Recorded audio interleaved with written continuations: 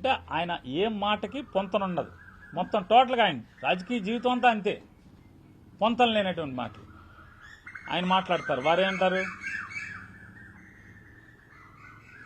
మనం ఒక లక్ష్యం కోసం, ఒక సిద్ధాంతం కోసం, ఒక ధ్యేయం కోసం కూటమిలో చేరాం, ఈ రాష్ట్రం కోసం చేరాం, ఈ రాష్ట్ర ప్రజల కోసం చేరాం, ఈ రాష్ట్ర బాగు కోసం చేరాం. నేను అన్నీ గమనిస్తున్నాను. నేను రూమ్లో ఉంటున్నాను, బయటికి రావట్లేదు, ఇంట్లోంచి బయటికి రావట్లేదు, ఇంట్లోనే ఉంటున్నాను, షూటింగ్లు మాత్రమే చేసుకుంటున్నాను, అయ్యే చూసుకుంటున్నానని మీరు అనుకుంటున్నారు. నాకు అన్నీ తెలుసు. కార్యకర్తలు చాలా బాధలు పడుతున్నారు. ఆయన మాట్లాడిన మాటలు, జనసేన కార్యకర్తలు చాలా వేధింపులకు గురవుతున్నారంటే, చాలా బాధలు పడుతున్నారంట.